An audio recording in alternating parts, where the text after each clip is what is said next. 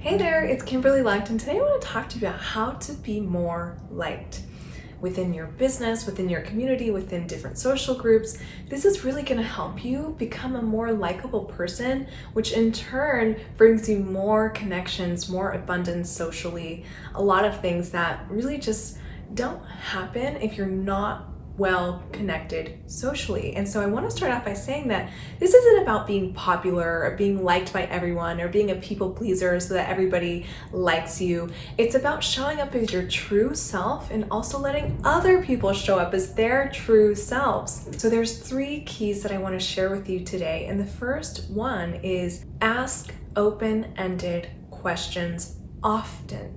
And so let's say you're hanging out with a new friend or even a friend that you've known for many, many years, and you have so much to say, you have so much to catch up on, and somehow the time goes by and you're like, oh my God, I was talking about myself for like 50 minutes.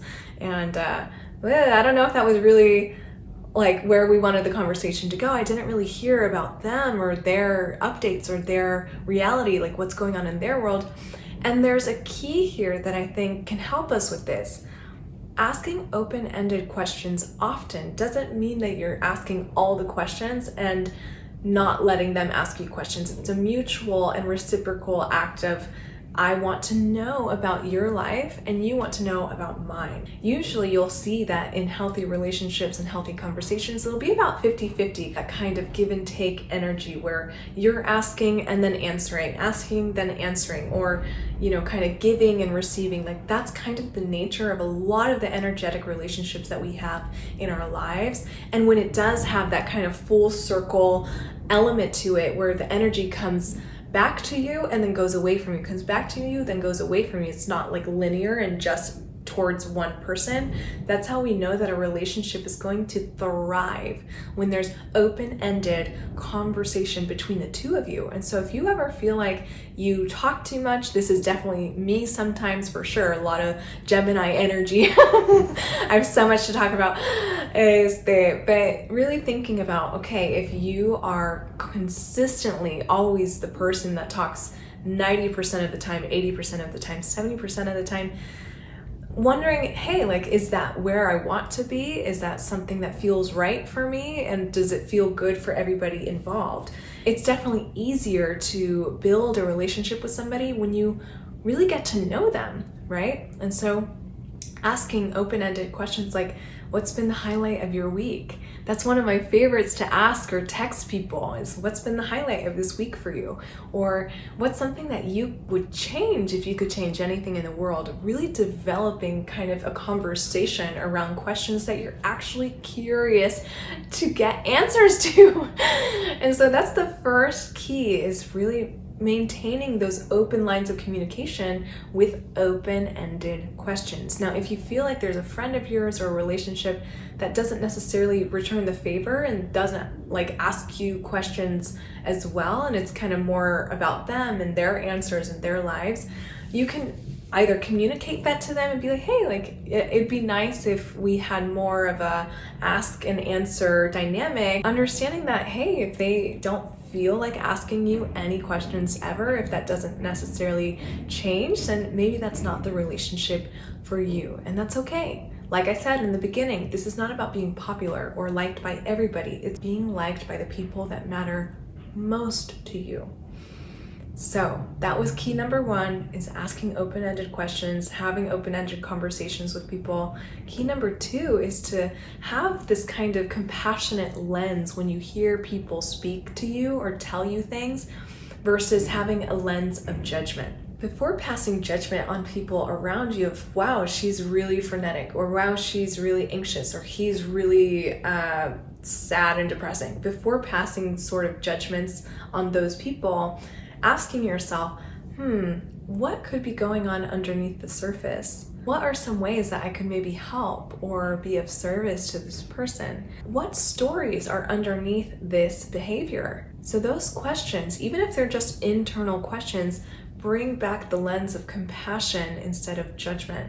When people feel judged, they tend to feel defensive, attacked, and closed off. And it definitely feels like, not fun on the receiving or the giving end of that. It's always something that feels heavy in our bodies, right? And so if you ever feel yourself judging a friend or a family member, questioning that and seeing if you can ask other questions about whatever is going on.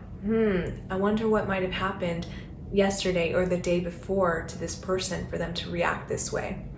Or maybe there's a way I can help. Or what stories are there? Like, what stories have created this person? Like, let's say you meet somebody who was really mean to you on the metro. Of like, instead of going straight to, ew, I don't like this person, maybe saying something like, wow, I wasn't expecting that.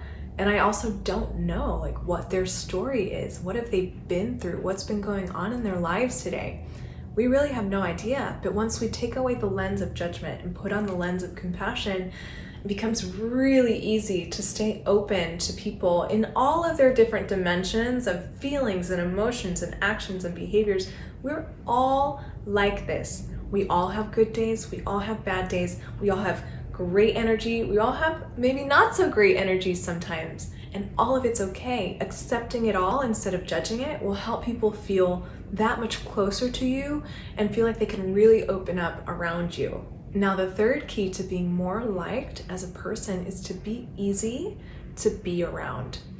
We all know who in our lives is a little more high maintenance and who's a little more low maintenance. People that don't necessarily get mad at everything you say or everything you do. And those people, the people that are mostly cheerful and mostly happy and mostly forgiving and give you the benefit of the doubt no matter what's been going on, those are usually the people that you like spending time with. Am I right? If you're more on the high maintenance side, it's okay. A lot of us, including myself, especially as a child, have had moments where we feel or seem a little high maintenance. It's okay. It's okay to be in that space. And it's also okay to take it down a notch and maybe look at the ways that you can be a little more low maintenance. So here's an example. Let's say I'm at a friend's place for lunch and they're serving salad. If you know anything about me, I actually don't like salad, even though I'm vegetarian. And I, don't really enjoy eating raw things just overall because I'm kind of running cold most of the time. I have a lot of vata in my system, if you know anything about Ayurveda. And so I don't love salads, but hey, if that's what there is, I'm gonna eat it because you prepared it for me and I'm grateful for that, right? And then commenting like, thank you for the salad versus, I don't really like salad. I hope that kind of like demonstrates what I'm talking about here, where it's like just being really easy to get along with. And hey, if you've got like allergies, obviously like, if you're allergic to lettuce, which I wish I was, but if you're allergic to things, obviously you can communicate that in a really nice way. Like, hey, like I'm allergic to a lot of things. I'm gonna bring my own food. That's something that's very low maintenance to do, is taking charge of your own meal because you know that you're not gonna be able to eat just anything that they serve, right? Another way to think about this is if you haven't talked to a friend in a really long time, are you someone that kind of either to yourself or to the person is like, you haven't called me in months or years or whatever the time frame is? Or are you just glad that they reached out? Like, oh my God, it's been forever. I'm so happy you called.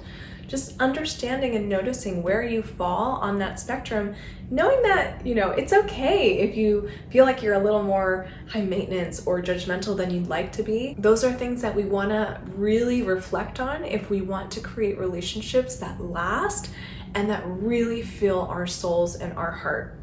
So just to recap, the things that I want you to bring into any relationship to keep it alive and thriving and to also be more liked in any social situation are, number one, ask open-ended questions and keep the conversation open-ended, keep it flowing, keep the energy exchanging between you two.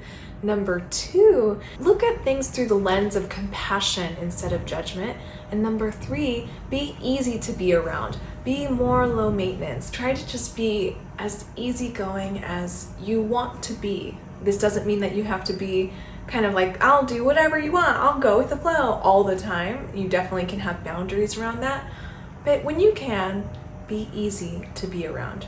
So I hope this helps, and I can't wait to see how this deepens your relationships and your connections. I'll catch you in the next video. Ciao for now.